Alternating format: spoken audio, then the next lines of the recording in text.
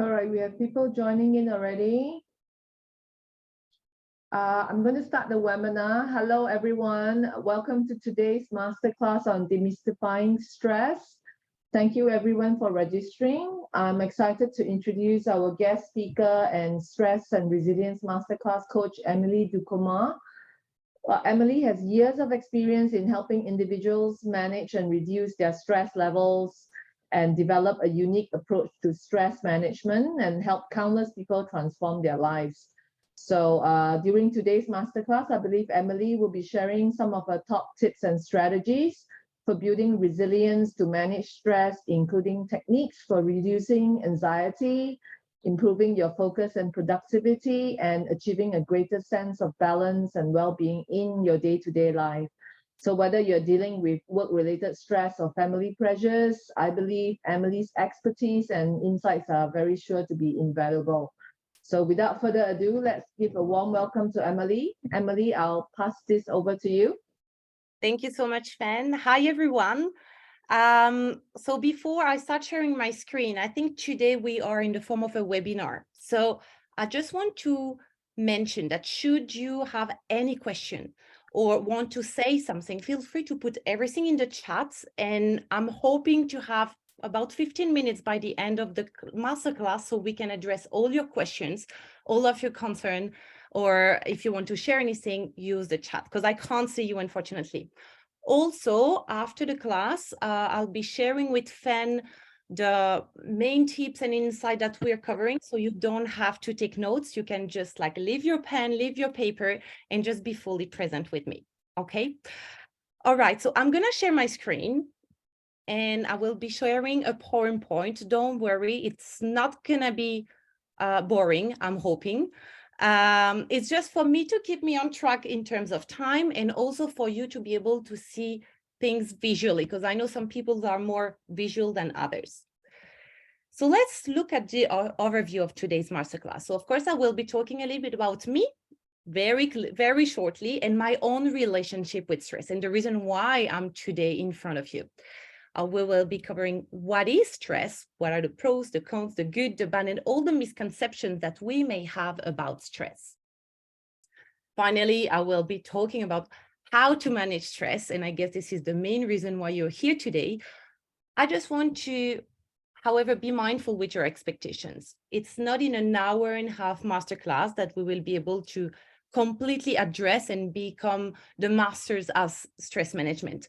Today, it's an introduction where I will be giving lots of value, lots of tips that you will be able to implement in your daily life.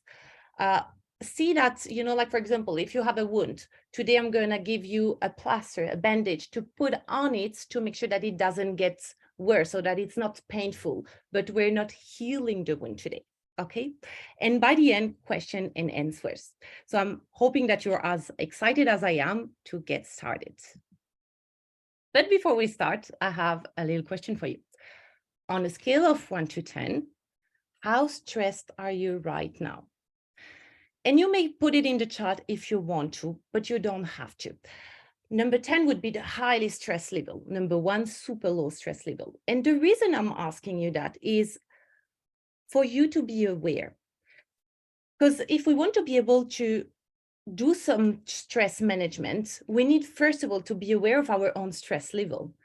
And I've seen with all of my clients, the big tendency is that we just add on, we let stress add on into our daily life until a moment where we just like exploding, where it's just too much. So it's more difficult to reduce our stress level.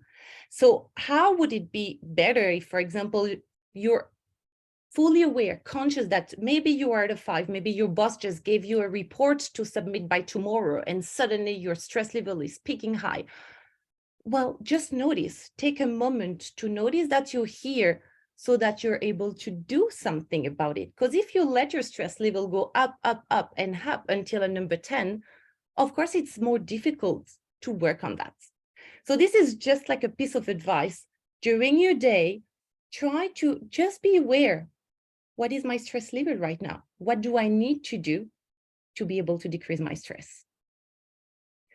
Okay, now let me tell you a little bit about myself. So as Fan mentioned, my name is Emilie Ducommun. I'm originally from Switzerland. I moved to Hong Kong in 2013. I spent the past 10 years over there.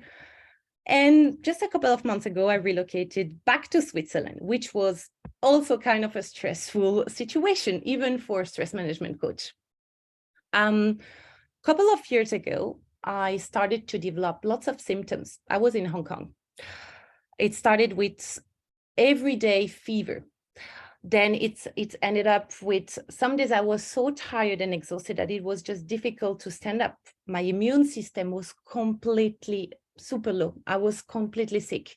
I had 4 hospitalizations, sometimes with 2 weeks prolonged hospitalization with the antibiotics going into IV. I was told twice I had a cancer, went through an emergency surgery to remove a potential tumor, which in the end wasn't.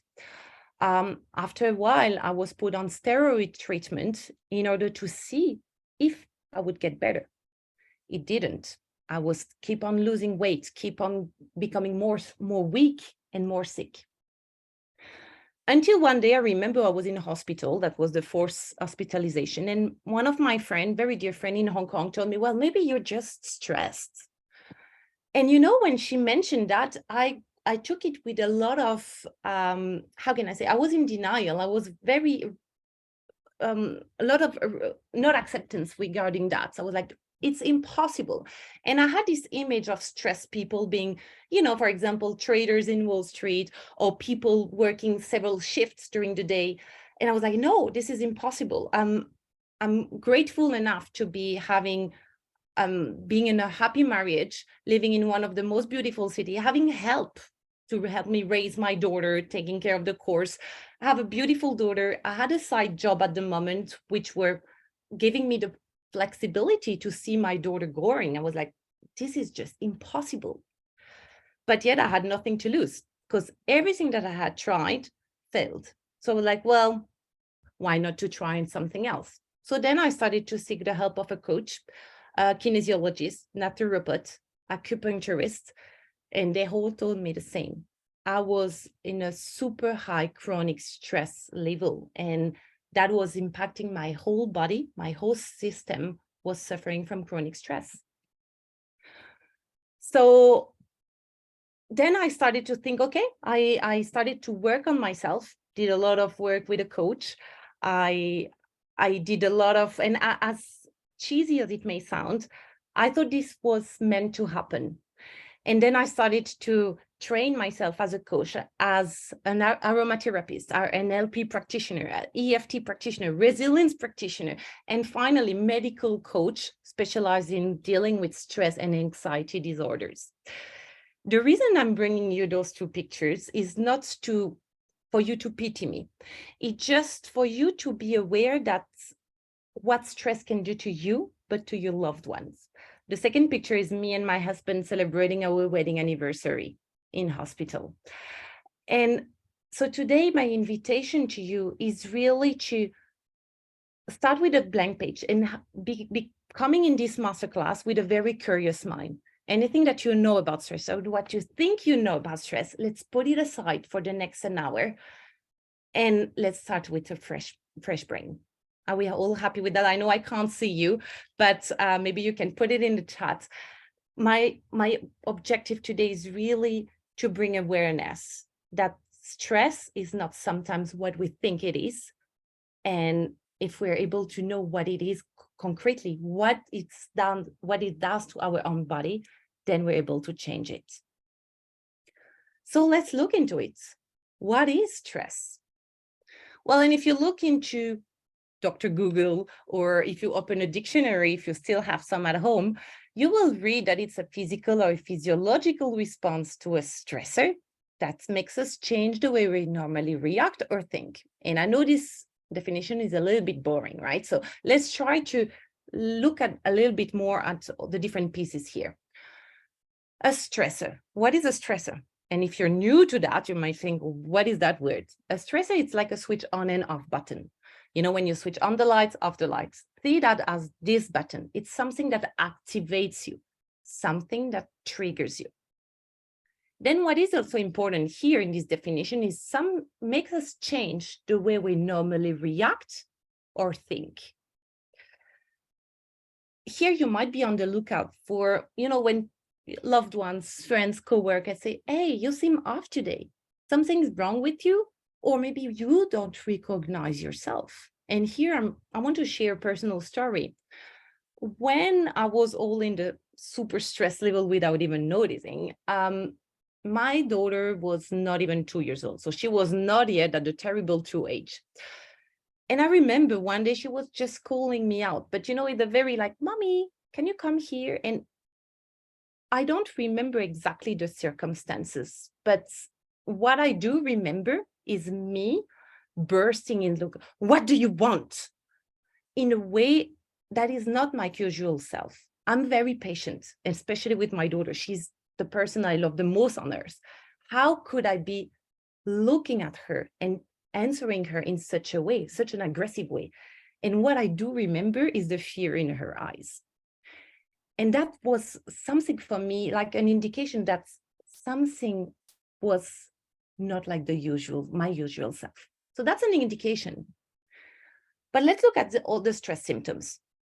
So I mentioned like snapping at people. This is what we call snapping. This can be like behavioral, but let's look at them in the order. So physical stress symptoms, we all know about those. Headache, backache, heart palpitations. We're pretty aware of those because these are the ones where we tend to pay more attention. We're more aware or pay more attention to those physical symptoms that our body sends us. But let's not forget the other ones that are super important and key indications too. Emotional. Emotional, here we're on the lookout for any emotion that is extreme. Extreme sadness. You feel like crying for little things. Or anxiety is the perfect example. Anxiety is an extreme fear. So here again, that's why stress and anxiety is usually very linked, because it's coming from an extreme emotion. Cognitive. There is a relationship between stress and decision-making, or I would say maybe bad decision-making. The reason is because when you're suffering from chronic stress, we are what we call, the brain fog. We have memory problem, memory loss, difficulty to be thinking rational. And the reason, I'm going to come to that in a minute, but when you are in a stress response, basically you're fighting for your life. This is what your brain is doing. When you're fighting for your life, you have no long-term perspective, right? The only thing that you're thinking about is how can I save my life? So everything is based on short-term. So when you have, for example, when you're in a high career position, and you're stressed, basically all the decision you're making will be based on the next reporting or the next event, but you don't have this long-term vision, which might impact the decision making. Finally, behavioral. I was mentioning my daughter example before, so snapping at people. But let's not forget the huge one, and I'm sure that lots of you might relate to that: sleep. And the reason why we have such an interlinked relationship between sleep and stress is because when we're tired, we have sleep hormones, and when we wake up in the morning, this is when your body sends cortisol into your body. The reason is to make you alert, to pump you out, you're just waking up. So you need a little bit of this extra energy, extra burst in order for you to be able to be alert and start your day. So your brain sends cortisol to your body in the morning. Cortisol is also a stress hormone. So the more you're tired, the more your brain will release cortisol to make you alert. But the more you have cortisol in your body, the more stressed you feel. And the more stressed you feel, the more your body releases cortisol, which prevents you from falling asleep at night because you have too much energy in your body. So that's why, in order to be able to block this vicious circle, we need to work on being able to release a little bit our stress in order to improve our sleep. Let's look at the cause of stress. Remember, we were talking about the triggers. These are the triggers. First of all, let's remember they are different for everyone. And here we really want to be non-judgmental, because we tend to be, even unconsciously, very judgmental to who deserves to be stressed or who doesn't deserve to be stressed.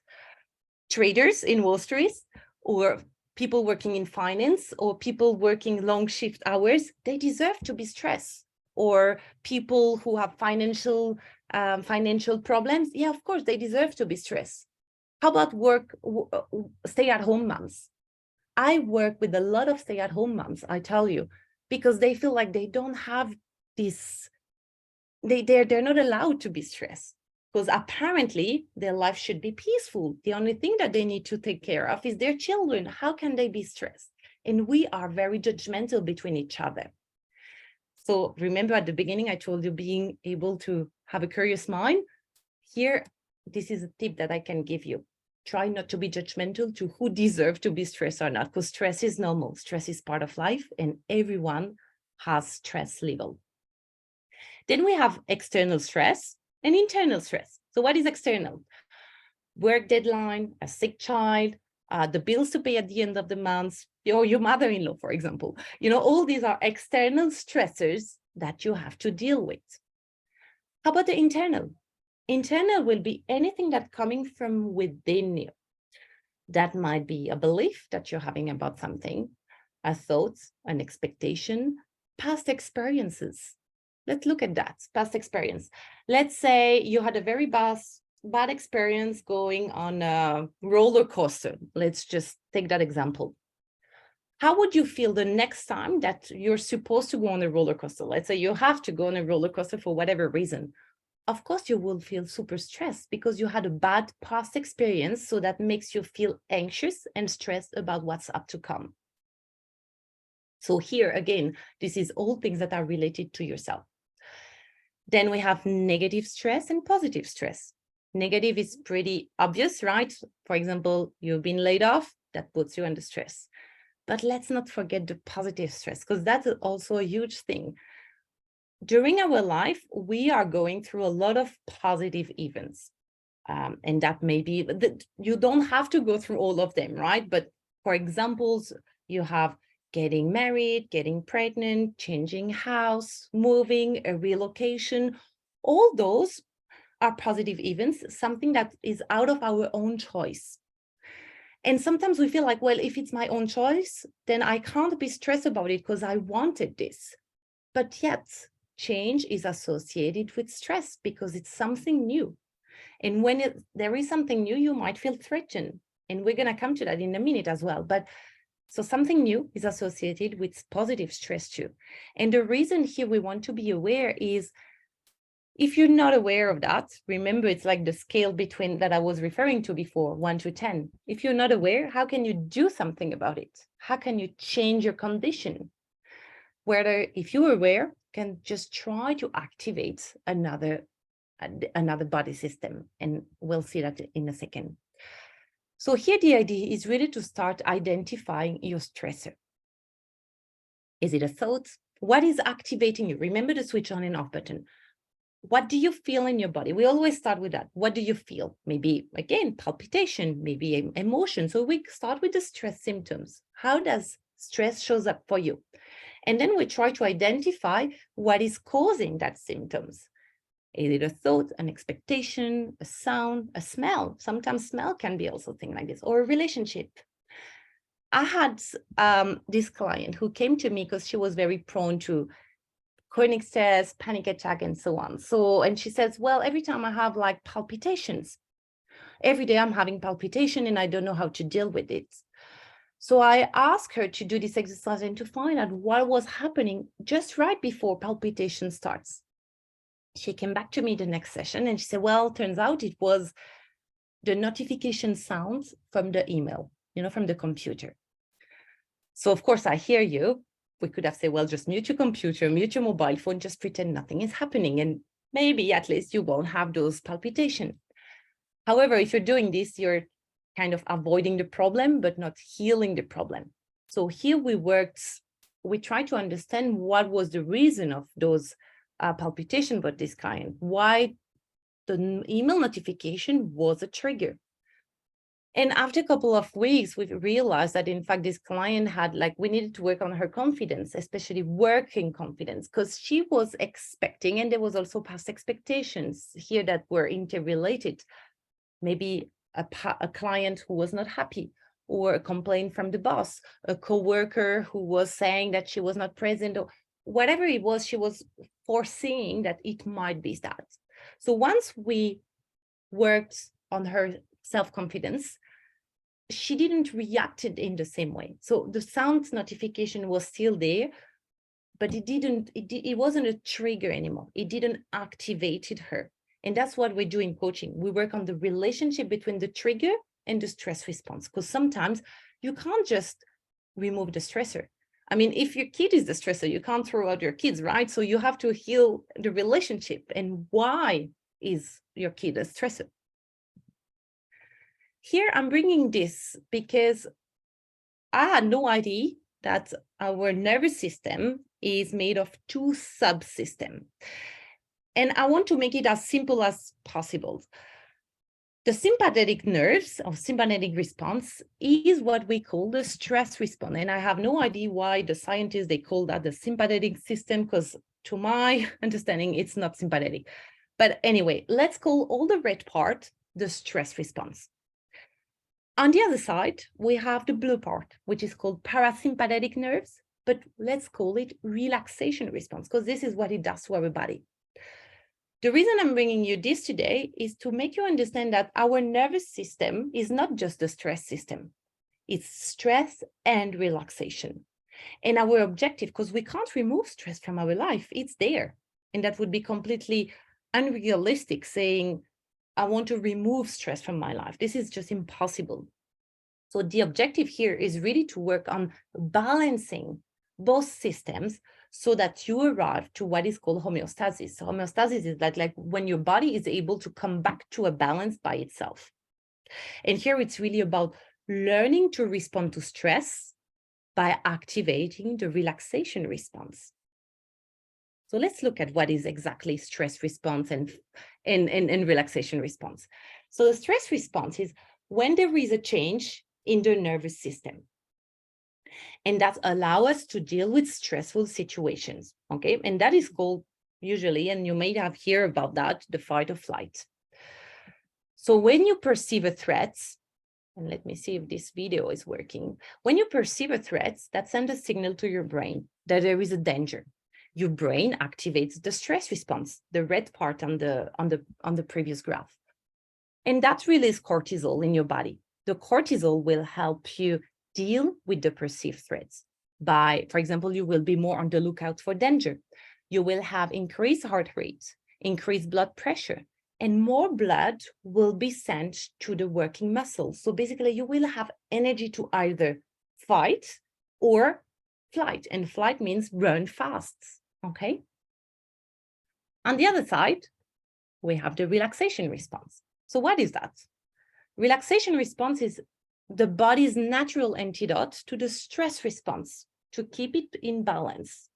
So here we have decreased heart rate, decreased blood pressure, more respiration, and that provides a sense of calm and tranquility. It is also called the rest and digest. And here you may have seen, sometimes if you turn on TV and you have one of those documentary about animals in savannah or in the desert. And I was always surprised to see how sometimes, a zebra who just escaped a lion and just survived and is just starting to eat grass, besides a piece of water or so. I was like, how on hell this zebra can think about eating when he just escaped for his life? And it turns out that it's very clever, because this is really an animal principle, that when you're he's activating the relaxation response by digesting, because the digestion part is directly linked with relaxation. So by eating, it's forcing the body system to increase the relaxation to decrease the stress response. So this is how animals are dealing with the nervous system. We hear a lot about good stress and bad stress. So let me tell you one thing. There is no such thing as good stress or bad stress. Stress is normal. Again, I'm coming back to that, but I'm really hoping that from today's masterclass, you will take away that stress is part of life. We need stress in our body, because if we're just only in the relaxation, it's not going to work. We need both systems to be able to come back to a balance. So although we cannot talk about good stress, what we can talk about is acute stress. So what is acute stress? Acute stress means that it's very short term. This is what animals go through, for example, to escape a danger. It's thanks to acute stress that we are here today, and that we have been able to save our life from, like middle age times. This is what helps us run faster when we need to, when we feel threatened. This is what, and I'm sure you've seen sometimes in videos or YouTube or example of people being able to lift a car when a child was trapped under, for example. And if you're able to do that, it's thanks to this acute stress, because you have more energy, more that is sent to the muscle. You have this extra burst that will help you to fight for your life. And this is exactly what our ancestors needed, because the threat that they were facing were very severe. So it's thanks to that we're here today, because they were able to go through this acute stress. Now let's talk about chronic stress. So today we face more situations that make us feel threatened. And here I want to be very mindful, make us feel threatened. Because we have increased external stresses. We have more spam calls. We have a lot of traffic that might be overwhelming on all our senses. We have, generally speaking, more expectation from society, from especially women have a lot more expectations in their daily lives. The problem is that our brain doesn't make the difference whether you're fighting for your life or just late, stuck in traffic for an important meeting. And the stress response will be activated in the exact same way. But that's completely useless, because when you're stuck in traffic or stuck in the MTR, late for your meeting, you don't need this extra burst of energy, right? Because that's why sometimes you have this anger burst of people getting completely into rage or being very not nice. It's because they have this energy that they don't know how to deal with it. So chronic stress, what it is, in fact, chronic stress is a chemical imbalance, because this means that your body, every time that your brain, every time that sees a perceived threat, perceived danger, is releasing cortisol. So that means that our body has an excess of cortisol, and cortisol impacts all the system of our body.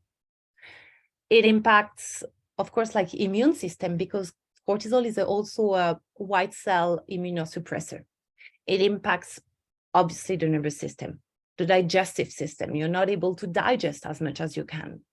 It impacts your limbic system, all the emotions, as I mentioned earlier, and also all the hormonal system. That's why we're talking now more and more in terms of stress, especially in teens, because it affects their growth.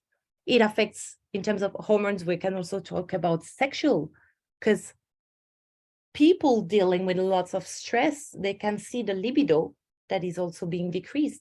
So as you understand here, chronic stress is really a chemical imbalance that affects all the system of our body.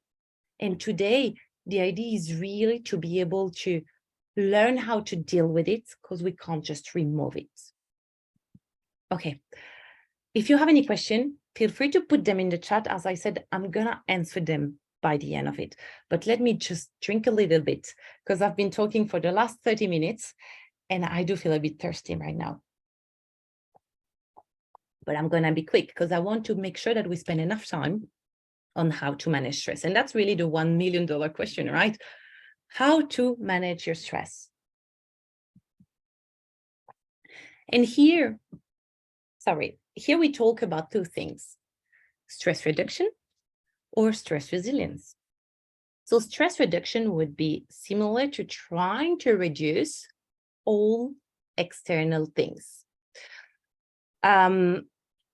I like to bring an example usually. When you try to book a flight, you will try to reduce as much as possible all the inconvenience. So basically, you will try to control as much as possible all the external things. So you will try to book a flight that is within your budget, maybe a direct flight with arrival or departure time that is convenient for you. So all this, you will try to control them, and that's perfectly fine.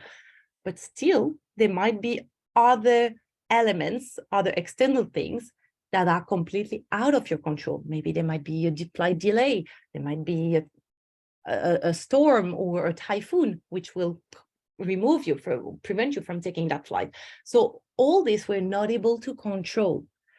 And regarding that, this is why we're trying to increase our stress resilience.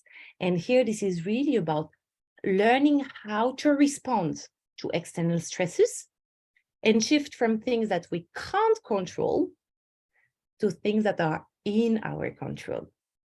And that's why now we're going to come to that. What can we focus on to make sure that we can build up our stress resilience? And what is in our control? Well, maybe you know, maybe you don't. But for example, our thoughts, our emotions, and our actions. All these are things that are only in our control.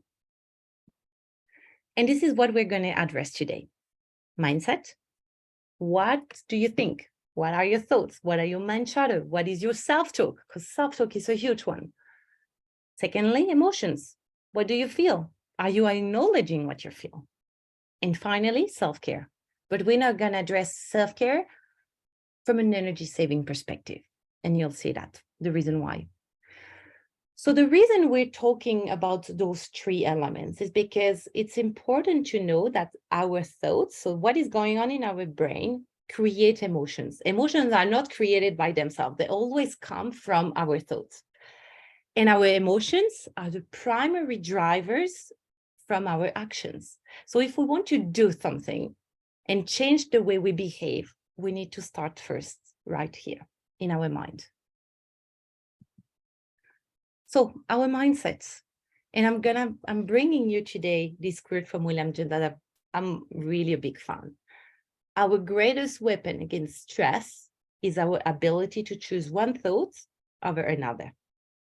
And why do I like this quote? Is because we tend to believe that what is going on in our brain, what we think is true, while in reality, it's not always the case. And here, we're going to do a little bit of work. I'm doing the work for you because you can't react directly, but I'm going to teach you to be able to differentiate what is a thought versus what is a fact, because we tend to mix it up all. And then this is why we might feel stressful about certain situation. So let's try first to address fact. What is a fact? And I like to call it like the boring things, boring numbers, the weather of today. And you can say, I'm not sure about the weather in Hong Kong, but here in Geneva, Switzerland, there is now 28 degrees. So this is a fact, 28 degrees. Again, number. What you have on your bank account, fixed number. 2 + 2 = 4. Again, this is a fact. This is a number. And what really, if you want to really remember what defines a fact, just remember that everybody on Earth, whether you're in Geneva like me or in Hong Kong like you, we all agree on that. There's not a single person who would disagree that 2 + 2 = 4, except maybe a toddler, but that doesn't count. So here, this is very important. When one single person could think differently, that means that this is not a fact. And if it's not a fact, it means it's a thought. So what is a thought? A thought can be an assumption. It can be a story that you're telling yourself about a fact, or an interpretation of the reality. For example, I could say, yeah, today it's pretty warm. But if I say pretty warm, although I know that some of you might say, yeah, this is a fact, it's true, it's warm. But my definition of warm might be different than yours. And if you take, for example, your definition of warm, it's clearly different from somebody residing in Canada. All right, so this is a thought, this is an interpretation. As long as there's not a defined fact, a defined numbers behind, it's just your own interpretation. That's a very basic example. Let's take another one. Your boss is asking you to, again, always the boss, but asking you to submit a report by July 21st. That's a fact. It's very precise. Everybody in the meeting room, I've heard the same things. Your boss is asking you to submit the report by July 21st. Nobody can disagree on that. So that makes a fact. Now, what are you thinking about it? And here, you'll see why I'm bringing those examples to you. Well, first thoughts might be, that's too short, I have too much work, why always me? And that might be part of the self-talk, why always me? I'm always the one who has to do a lot more. All these thoughts will generate emotions. In that sense, here the emotion might be rather unpleasant. Maybe you might feel overwhelmed, maybe you might feel unheard, maybe you might feel lonely.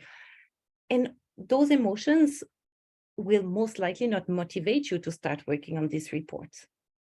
Am I right? However, here what we can do is some reframing, because if this is your own interpretation, if this is your own thinking about a fact, it means we have a choice to think about something else, because only facts cannot be changed, because we have no control about it, but we have control on our thoughts. And here, if we're trying to do a little bit of reframing, for example, well, that's a lot of work, but I know he's asking me because I'm doing qualitative work, or because he trusts me. Those thoughts, this is like another assumption, another story about a fact, but those will generate more pleasant emotions. Maybe you will feel grateful, maybe you will feel honored, maybe you will feel happy and proud that he chose you. And those emotions will help you. They'll say, okay, let's do it. It's hard. I don't have much time, but yeah, let's do that. I'm gonna motivate myself. And those are motivating you.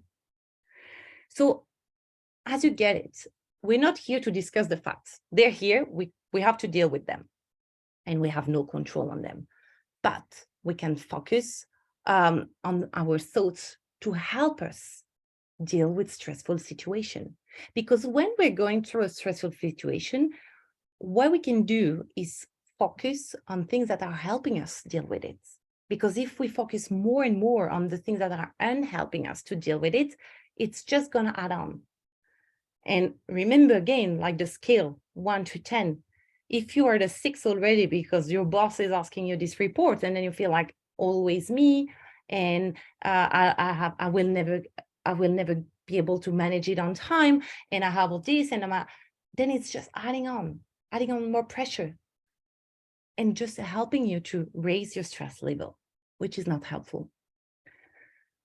So today I really wanted this masterclass to be very practical and give you tips, because I understand that now I'm like, okay, you have to define and make the difference between a thought and a fact. And on the moment, it might be a little bit overwhelming. Like, okay, what did she say? Is this a thought, a fact? I don't know. Is that a number? Or is it boring or not boring? And you might be completely confused about it. So I chose some mind charters. Mind charters is like a cognitive distortion of our brain, something that we tend to do a lot, that are very linked, highly linked from experience about all my clients with stress level. Let me bring you this. I'm sure that you were suffering a lot from shouldering yourself. I should, I need to, I have to. This is very common. I should organize a farewell for my friends. I need to lose 5 kilos before the summer. I have to pick up my daughter from school. Do you notice the energy around? Can you notice that it's not motivating you? It's just adding on. It feels like adding on a to-do list.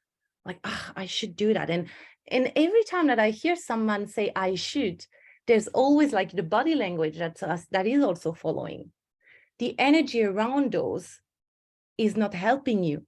is not, and that's why it's called, I call that the motivation mind chatter, because it's those words are not motivating you to take the next step. So here it's just a language hack. And that goes exactly what we're saying. Like, be mindful about the language that you're using. Be mindful about the thoughts that are going in that are attached to those. So here, whenever you're catching yourself saying, oh, I should, I need to, I have to, just replace those 3 sentences by I want to, I choose to, or I get to. And notice the change. I want to organize a farewell for my friend because I love her. Or I choose to lose those 5 kilos because I will feel better in my pants. I get to pick up my daughter from school. And do you notice here the shift? There's already a shift happening where we feel more motivated, more able to take the next step. And remember, because our thoughts create emotions and our emotions impact on our behavior, that's why. What is going on here, and be mindful and conscious about what is going on in your brain is crucial. Now, let's address another one. And I'm sure you all smile when I put it on the screen. What if, and I have to say, I have to confess that when I moved from Hong Kong to Switzerland, I was dealing with a lot of what if. What if my daughter, because she was born in Hong Kong, what if my daughter doesn't like Switzerland? What if I cannot adjust here pretty well? What if we cannot find a flat because apartment hunting is terrible here? So first of all, what we want to do is acknowledging the what if. What is a what if? What if it's just coming from a worry? Worry is just an emotion. And the reason we have like those what if, and this is like just something, as I was saying, mind chatter is like a cognitive things from our brain that is like automatic pilots. The reason our brain does this is he wants to prepare us for the worst case scenario so that in case it would magically happen, we know what to do because we planned it in our brain. The only problem with that is the energy of the what if is in the future, a potential future that may happen or may not happen. But the problem is that our brain doesn't make the difference whether it's happening right now or if it's just in our imagination. And here I'm always bringing that example because I had a client who came to me first session in Hong Kong. She was in my practice, and that was at the time of COVID. And she was starting to say that she came to see me because she's dealing with a lot of overwhelm, and sometimes she's having anxiety attack and she doesn't know how to deal with that. And then we started to talk what is causing those. And then she'll say, yeah, because, you know, I'm going to France for the summer. And I'm thinking, what if my children get COVID, or if maybe we're sent to quarantine, maybe the flight will be delayed. And what if they choose to stay there? What if? And what was happening, she created by herself a panic attack in front of me in my office, just because she was foreseeing a potential future of what could happen. That was really the worst case scenario. But she was safe with me. And here, the reason I'm bringing this example to you is just to show you the impact of our brain, the energy and the huge, the big thing that our brain can do for us or can't do for us. In that sense, here, it didn't help her to think about those because it just triggered this attack in front of me. And this is not what we want to do. So when we're going to a stressful moment, we're all going through stressful times in our life, sometimes more, sometimes less, but this is part of life. We can't have happiness without unhappiness. So it's life. But when we're already going through a stressful moment, we already have enough. We don't want to add on. And here again, what we want to do is being able to catch ourselves to make sure that we're not adding on. Because when you're like, okay, going through a stressful moment, for example, you've been laid off. And then you're like, okay, I need to find a job. What if I can't find a job?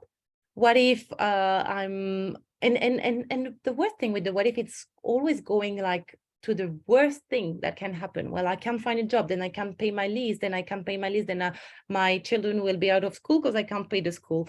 And then we will, because I can't pay the lease, my landlord would put me out. And then because I will be in the street living outside. And this is just coming from losing your job. But how do you think that if you're thinking that you will be living in the street will help you to look for another job? Do you really think that you will have the energy, the motivation, and so on to look for another job? Clearly not. So here, what we want to do is get back into control. Remember, I told you, what if deals with an energy that is holding in the future. So what we want to do is going back into control and bringing back those uncertainty, those lack of control, bringing back in the present. And here another language hack for you. Just replace one letter from this. What is? What is? Because when you say what is, it's clearly in the present. So you're forcing your brain to avoid any catastrophic scenario to come back to the now present. For example, I can share with you the one that I was dealing with at the time of my relocation. What if my daughter is not adjusting well to Switzerland? And then I was like, okay, what is something that I know about her? She's very social. Okay, so she'll be fine. What if I can't find a flat in Switzerland? Okay, what is something that I can do right now? What is something that is in my control? Well, maybe I could ask my network in Switzerland.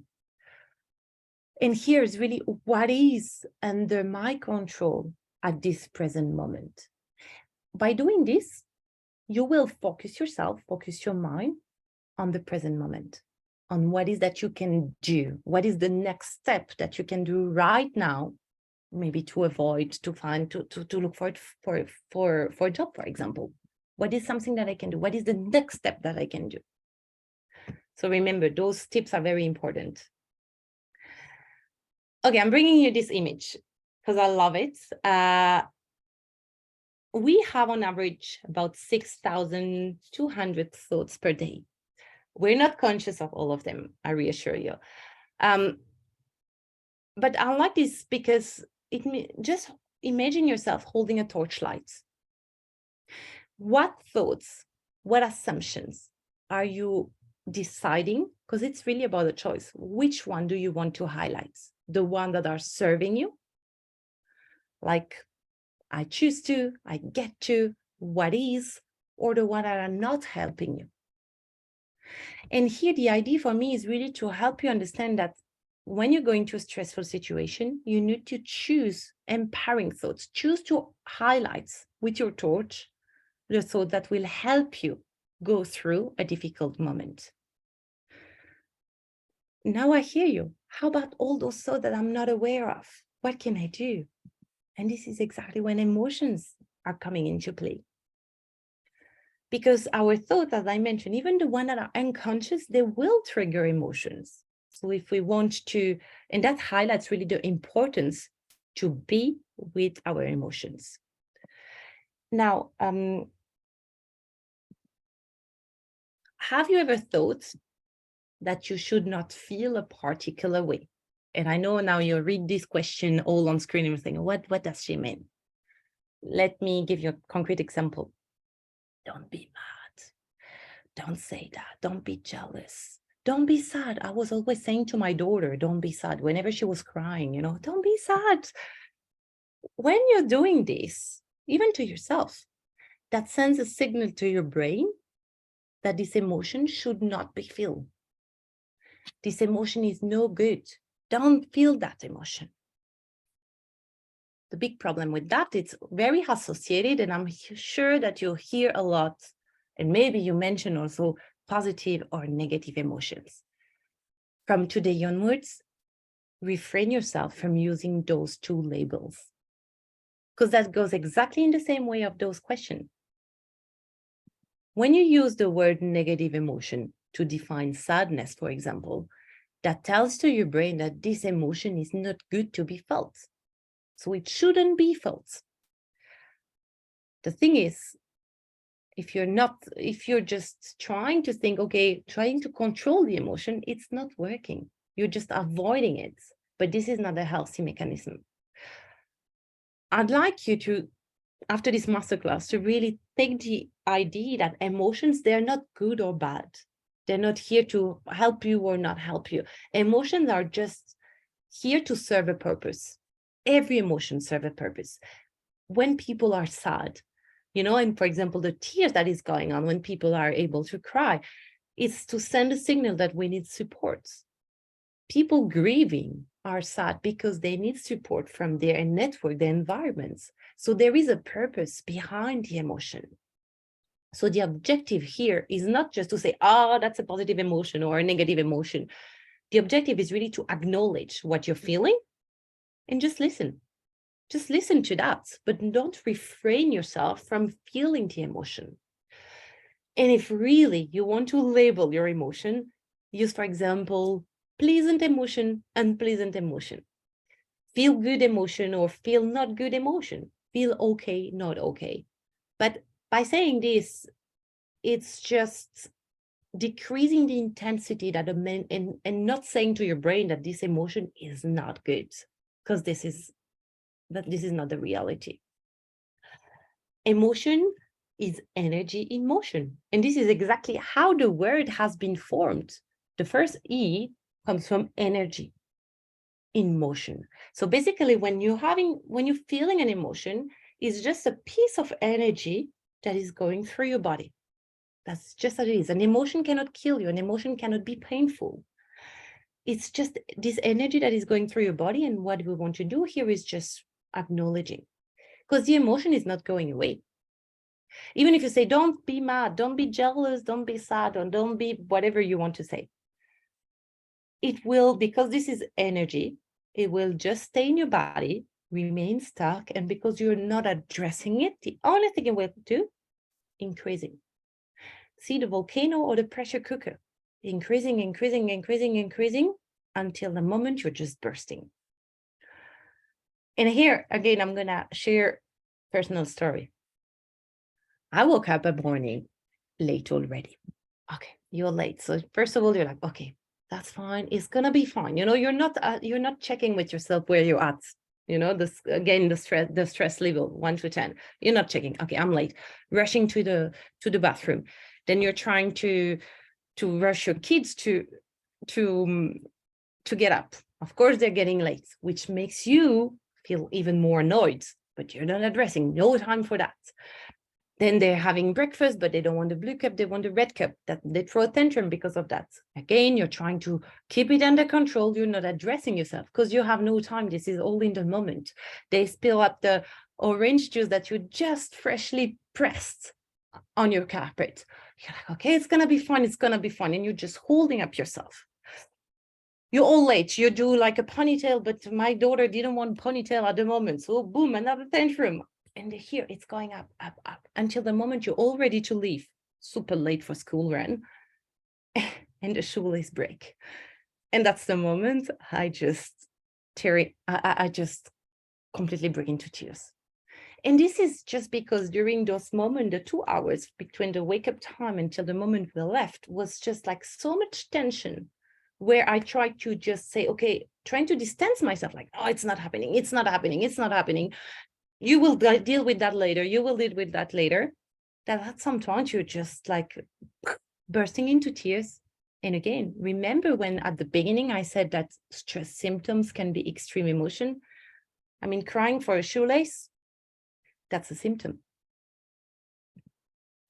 So here, my invitation for you. What is this emotion trying to tell me? Just be curious. When you're in here again, this is like be doing this self-checking with yourself. When you feel annoyed, what is this emotion trying to tell you? Why am I annoyed?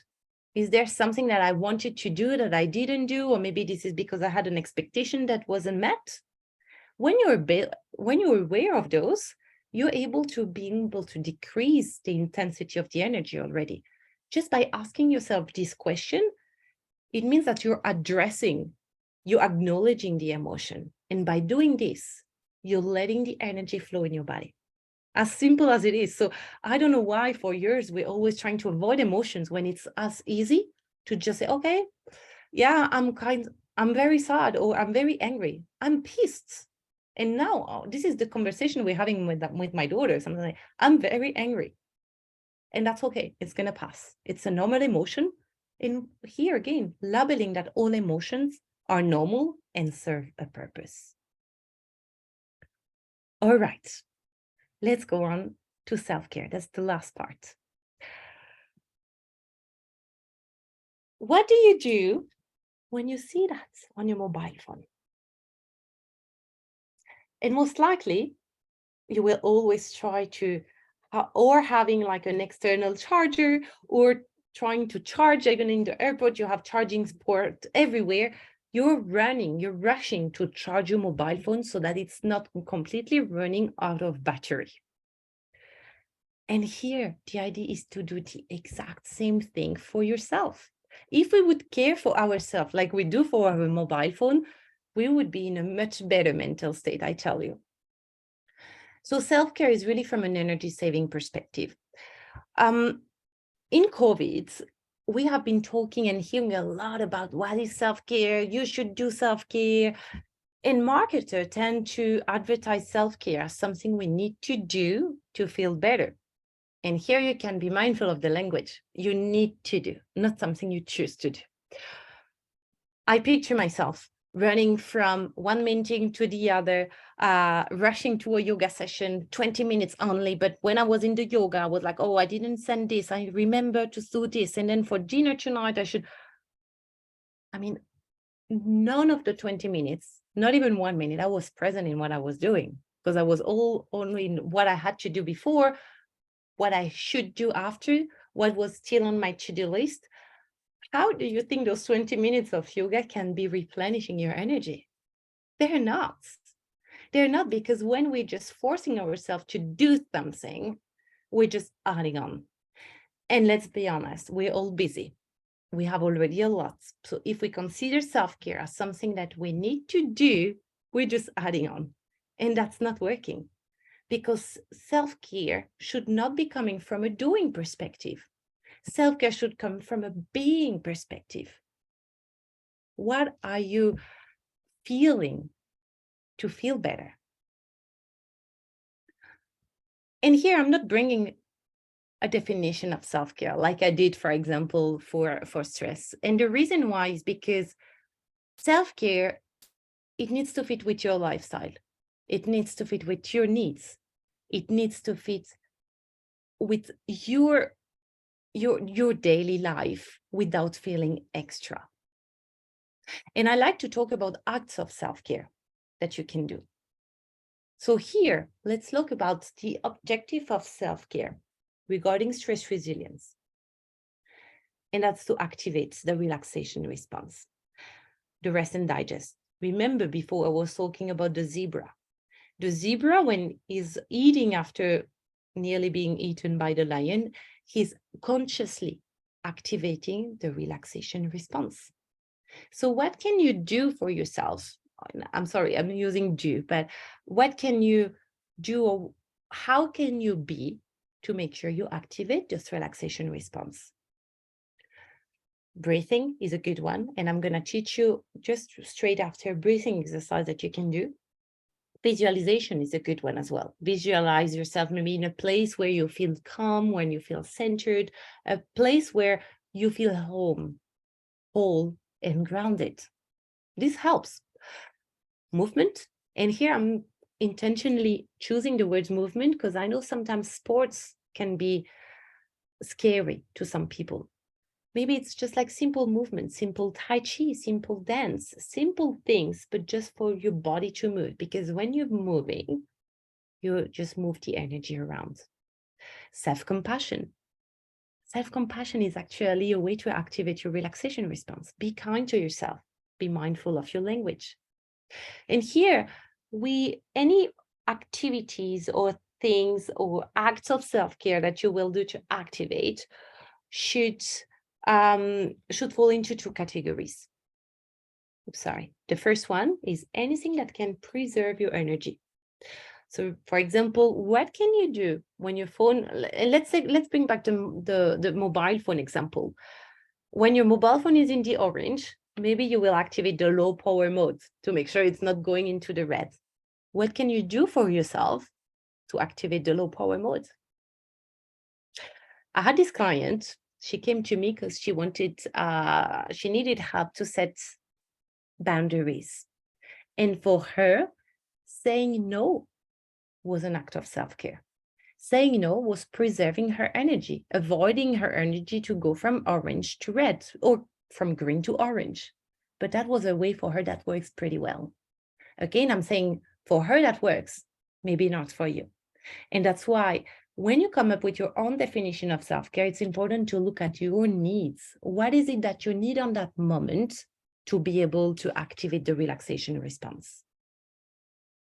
The other way is to recharge. And here, it's like all you can do to feel recharged. I'm going to give you a couple of examples. Feel free to use some of them. Maybe you will want to complete this list because this is not an exhaustive list. Maybe that will be calling a friend. Maybe that's going to be 20 minutes of yoga. Maybe that's going to be hiking. Maybe it's cooking. Maybe it's time with your kids. Or maybe it's time without your kids. You get me? Anything where you feel afterwards, you really feel pumped up. You feel like, I needed that. This is exactly what I need to feel recharged. And I think there's no better way for us to say what it can be, because you know what your body needs to feel in that energy, high energy thing. And it's not necessarily about massage or champagne or spa day at the Shangri-La. Okay, it can be, and if it is, that's fine. But if it's not necessarily this, and that's what marketers have been telling us to do. Self-care is not from a doing perspective. Now, I want to teach you a breathing exercise. Why breathing? Because when we are in a high intensity level of stress, our brain, if we remember this graphic design where there was like the red part and the blue part, when we're in the red, our brain is on the lookout for all kinds of dangers. What if things, you should, blah, blah, blah, everything is mixed up. When you take the time to breathe, it's sending a signal to your brain that there is no reason to stress out. Because let's face it, if there would be a giant tiger ready to eat you all completely alive, you would not take the time to breathe. Okay? So when you're breathing, that tells to your brain there is no danger. Because if I'm breathing, it's because I'm safe. So breathing can help you like deactivate the stress response by activating the relaxation response. So basically, consider the breathing exercise as the zebra eating the grass around the water. So I'm not able to see you. So I'm going to practice. I'm going to explain you this exercise first, and then I'm going to practice it.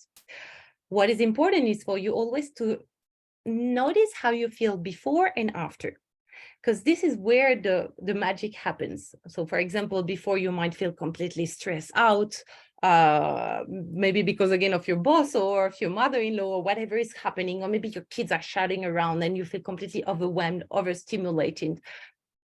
And you just feel like you're so stressed that you need a moment to just decrease your stress level. This is what you can do. And why I'm teaching you this exercise, because it's quick, accessible to anyone. You can do it in your meeting room. You can do it in an MTR. Nobody will even notice that you're doing that. But at least it will help you to decrease your stress level by activating your relaxation response. Okay, stop talking, Emilie. Now let's come back to the breathing exercise. So it's called the 4-7-8.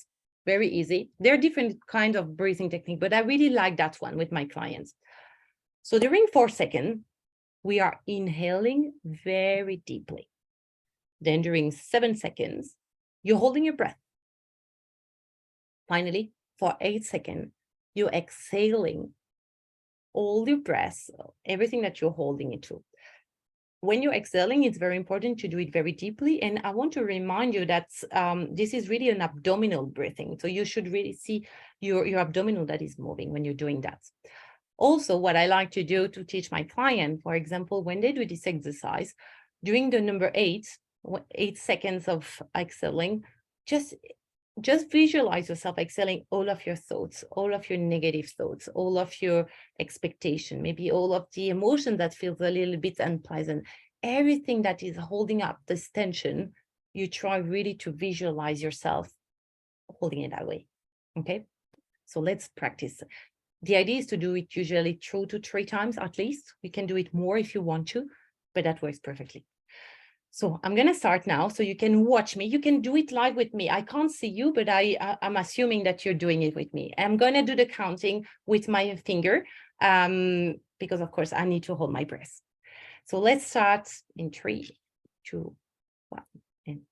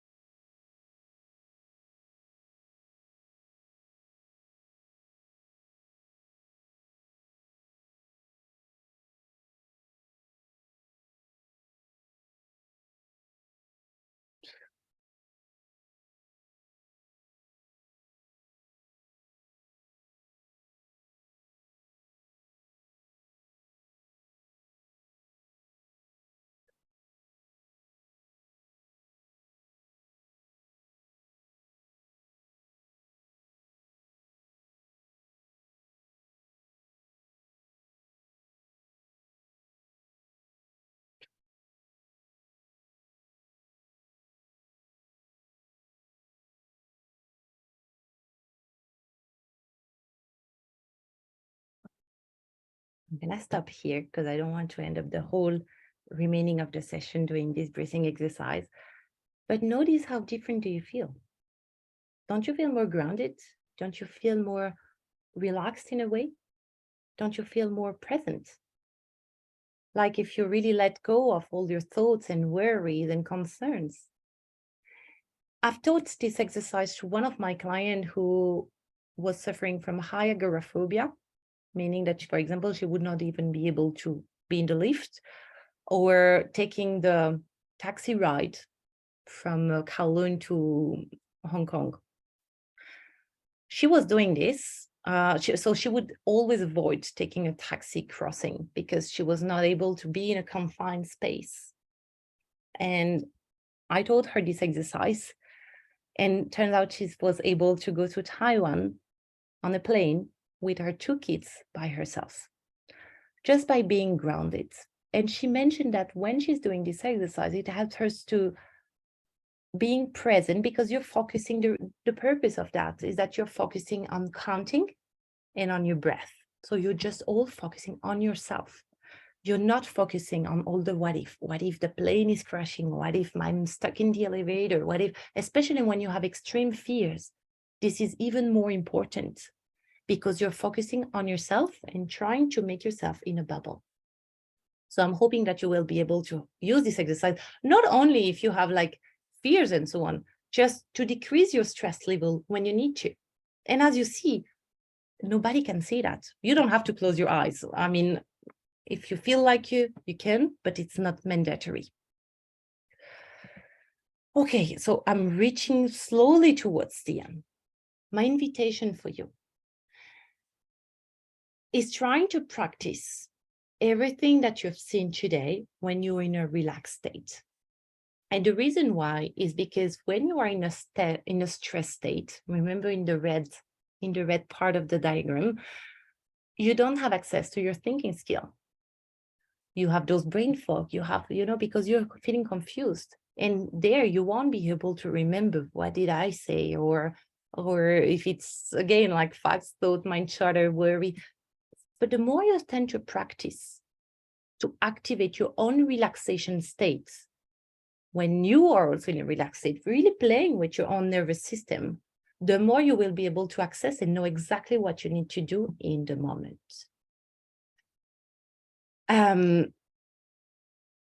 Work with me. So I'm not gonna, I don't want to end up here in too much details here, because this is not the point of this masterclass. When to work with a professional, when all those tips become so overwhelming that, for example, when you're so overwhelmed that you're not able to come back to us to a relaxed state where you're completely exhausted because maybe you're not able to sleep. Maybe when you're so overwhelmed that you're shouting yourself at your kids, and this is, for example, impact your relationship or your work, or when you feel that what you're doing is just helping you to survive. And here I'm going to give this example, like when you're swimming in the ocean and that you feel like all the waves are coming, you just feel like you're surviving. But if you feel like you need help to surf the waves, like going through peacefully, then this is exactly when you might want to seek for help. Not necessarily me, any kind of help is appreciable. So I have different things. I have a self-paced course. I have a group coaching launch in September, one-on-one coaching. But I know, as I said, I don't want to go into details here. My invitation is just book a call. It's completely free and without any engagement. My purpose is not to stress potential client about becoming a client. I'm not stressing my clients. So just book a call. If you have any questions, I'm happy to just answer you. I'm going to anyway share the presentations and the tips with Fen afterwards, so you will have access to the presentation. And now we're having 15 minutes for the question and answer, so we're perfectly on time. Welcome back, Fen. Happy to see you again. Hi, thank you so much, Emilie, for the sharing. It's very educational indeed, especially the breathing techniques. And I'd like to invite the participants, if you have any questions, just raise your hand and I will, I can unmute, as in like you guys can ask any questions.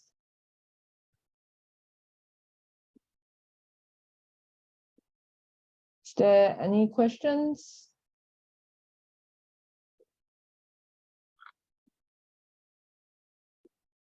I'm not sure actually people can raise, or you can put it in the chat as well.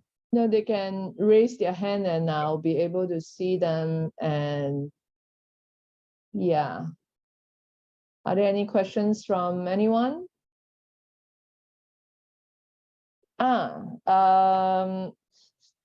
There's one question to say, what are apart from the breathing techniques, what are the practical tips to do when you're feeling overwhelmed with stress in that very moment? Okay, yeah, very good question. So breathing technique is like a simple one. There are lots of other tools that can be used. I'm not sure if you're familiar with EFT. EFT is another tool, for example, that is called emotional freedom technique. So basically, this is like acupressure. It's like a psychological acupuncture. So we're using meridians to help move the energy with a statement. So you can have, I'm happy to extend a little bit more and teach you a little bit about EFT, but that might take a little bit longer. But this is a tool you can also have a lot of free resources on YouTube and check also what can you say to be able to release a little bit the intensity. One common thing between the breathing and the EFT is always the same. You're focusing on yourself. Because when we are overwhelmed or in the middle of an anxiety attack, we tend to be completely outside our brain, outside our own body. We are looking for, remember when I said that when you're in a stress response, you're on the lookout for danger. So you will pay more attention to anything that can be a danger than what is the reality. It's like, for example, maybe you figure out when you say you want to buy a blue car and suddenly you see blue car everywhere. It's because your brain is more attuned to those. So when you're in a stress response, you're more attuned and more receptive to anything that can be a danger. So when you are in such a state, the idea is really to calm you down by relaxation. So EFT, breathing, visualization, doing sports is actually, or movement is actually a good thing because it's helping you to move the energy around and releasing other kind of hormones. And doing the reframing, understanding that you're focusing on yourself. And here, the big part here is like the awareness parts. That's why I mentioned also in the beginning, rate and scale your intensity in terms of stress level, because when you're able to do that, it means you're fully conscious about what is your stress level. And when you're conscious, then you can do something. realize that you're overwhelmed because you're having a lot to do on your plate. When we're focusing on that, oh, I have so much to do and this and this and that. Okay, there's another exercise I can teach you guys. I call it the bookshelf. Okay, I have a lot of clients, they deal with a lot of overwhelm. Obviously, this is very stressful. I have this, and that, and the kids and my work and anything. Preventing them a lot, especially at night. Overwhelmed and worries tend to be super, super high at night before sleeping, preventing us from sleeping. So here I always say, okay, try to visualize. And now you can, all the participants can do that on their own. You need to visualize a bookshelf. It can be a wooden bookshelf, a metallic bookshelf, anything. Open with door, curtains, no door. It's your bookshelf. Now on the bookshelf, you have boxes. Again, visualize, and the power of visualization is very important here. What kind of boxes? With lid, no lid, transparent, see-through, hard, soft? Just visualize. And now I would like you to put in each box one of your worries, one of your concern. What caused this overwhelm? Okay, kids' birthday party, school, work deadline for one report. Be very specific. And then you have the choice to go to your bookshelf, take one box out of it. Okay, I'm focusing on that right now. The rest is on the bookshelf. It's there. It's not going to go away, but it's not in my brain. Because when it's in our brain, it has this tendency to go in circle, and we feel that it's full of things. But sometimes when we do this exercise, we realize, well, it's just one thing going circle. So here again, you work with one thing, you do some reframing maybe. I should, what if, the things that I taught you before, you can do something. Then once you worked on one box, one thought that is causing, because all those boxes are thoughts basically. And when you worked on one thought, you put it back. And then you choose or not to work on another one. By doing this, it's calming the client. It's calming you to focus on one thing after the other. Because when you're overwhelmed, you really need to look on what is the next step that you can take. You can't work on many things at a time. This is not human. So when you work on one thing at a time, knowing it's there, it's also reassuring. Because I know some of my clients were like, but what if I forget? And again, what if I forget? No worries, it's on your bookshelf. It's your imaginary bookshelf with your boxes. It's there, and you choose to work on it. And then you choose to put it back so you can sleep and relax. So that's an exercise that I also do with my clients. Okay. I hope I answered the question. Yeah, I'm going to try it tonight too. Yeah. Well, there's another question here that says, I have no time for self-care. What should I do? Okay. One thing that we can do, because as I mentioned earlier, self-care is, because it's not about doing, it's not about time either.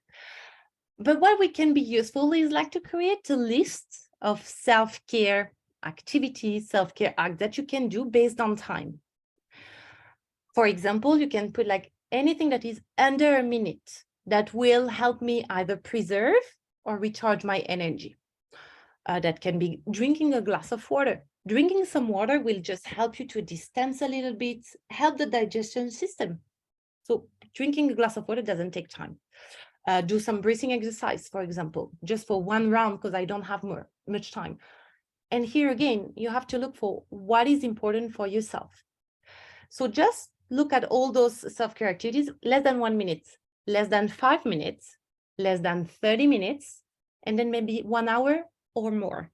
And by having those, you will be able to recognize how much time you have. Maybe, okay, I have just 10 minutes before running up to the next meeting. What can I do? And then if you have your list, you don't have to think. You don't have access to your thinking skills, so that's even better. Sorry, excuse me. Okay, did I answer your question? Yep. Okay. Mm-hmm. Okay. We have another question. It says, you mentioned not to think of what ifs, like people do that because they think of the worst case scenarios. But I think people do this in order to be prepared in the event of the worst case scenario. How do you balance not thinking about it, but then you're caught off guard, not being prepared in the event that the worst case scenario truly happened? So how do you balance that? You don't want to be an ostrich hiding in the sand. Yeah. Exactly. And that's perfectly valid, because here what we want to do is recognize that we are preparing ourselves for the worst case scenario and see if this is helpful in the moment. Because sometimes it can be useful. What if I'm, and maybe you can come up with an example as well, but to some extent, if it doesn't add up some stress, because we're talking about minor things or so, fine. If it's not adding on stress for you, if it's helping you, hey. And I think here the point here is really to understand whether the thoughts that you're creating, because what if is a thought, it's not a fact, but is it helping you or not? If it's helping you, there's no need to do anything about it. But if it's not, because if it's putting you under pressure, then this is when we want to maybe take some distance from it. Okay. Well, I have one last question here. I think we still have a bit of time. What are the signs and symptoms to look out for, to recognize when do you actually need to seek professional help? Okay, so this is what I mentioned earlier. I think when you feel yourself, when you hear maybe, okay, a lot of people telling yourself, what's wrong with you? You seem off today. When you don't recognize yourself, when you feel like, what's happening to me? I used not to be like this before. I think this is exactly when you need maybe professional help. When you feel that you're in a state where you feel stuck, where you feel like you're depleting yourself. Maybe you feel like completely hopeless about the future. Because this is very, because if chronic stress we all deal with a little bit of chronic stress. And as I said, stress is normal. But what we don't want to do is like end up in a high chronic stress loop or burnout, because if not attained, stress can lead to burnout.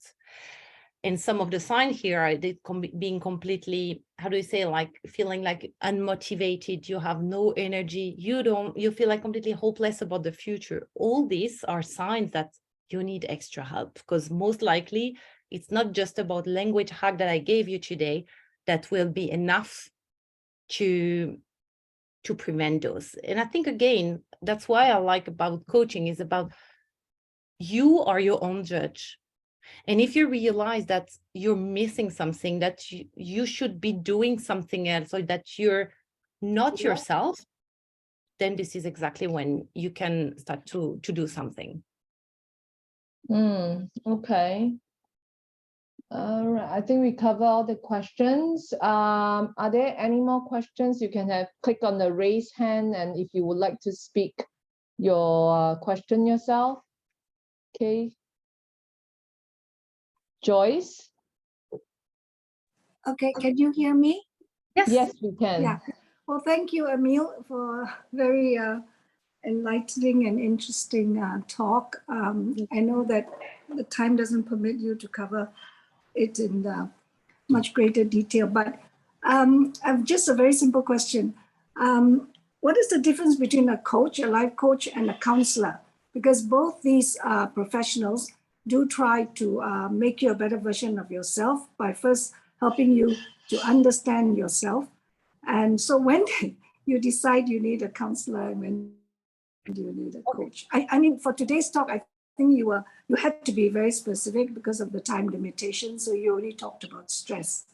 But a counselor, of course, covers a much greater area. Thank you. Exactly. And that's a great question, Joyce. Thank you for asking. So in fact, the difference is kind of minor, because you can ask like same like a psychologist, coach, counselor, mentor. All those are related to help you get a better version of yourself. Okay. The main difference between a counselor and a coach is that as a coach, I will never guide you. I will never give you advices or tell you to do something or give you options. When you work with a coach, basically you have to come up with your own options. So the coach will ask you specific question to make sure that you will find out your own answers. But for example, I will not tell you, do this, do this, do that. Does it make sense? Yeah, but I understand that some counselors also believe that they should not give specific advice to their clients, but rather they guide the client to discover that themselves. And they might just agree with it or whatever. It's not like, okay, let me tell you what to do. But in your case, I think some of your suggestions are quite practical, like the breathing, for instance. I'm sure that's good for everybody, meditating and stuff like that. So I enjoyed, yes, I enjoyed your talk. Thank you. Oh, thank you. Thank you so much, Joyce. Thank you, Joyce. Anyone else? Actually, I do have a question. You talk about the mind chatter in your head, right? Like I think that is a source of a lot of our daily life stresses. How do you shut off the mind chatter? Like any practical tips or instant tips that you can do? So recognize that it's noise in your head, first of all, and distance yourself from them. Reframing here is the question. There are a lot of different mind chatters. Today, we talk only about 2 for time purpose. But for example, when you just from I should to I choose, this is a way to shut it down. Because it's that you're not listening to it. Yeah, you're not listening to it. Right. Okay. All right, cool. Thank you, Emilie. Thank you for your time. I think we are close. We have 2 minutes left. Are there any other questions from the floor? Just press the raise hand button so that I can unmute your... No? Okay. All right. Emilie, I understand earlier at the beginning you said you will send us your slides to share with everyone who attended this webinar. Yep, so to everyone, thank you for signing in, logging in, and we will send you follow up tomorrow with the slides that Emilie has prepared for today. All right. So much, everyone. Thank you, Fan, for having me as a speaker today. Thank you. Bye.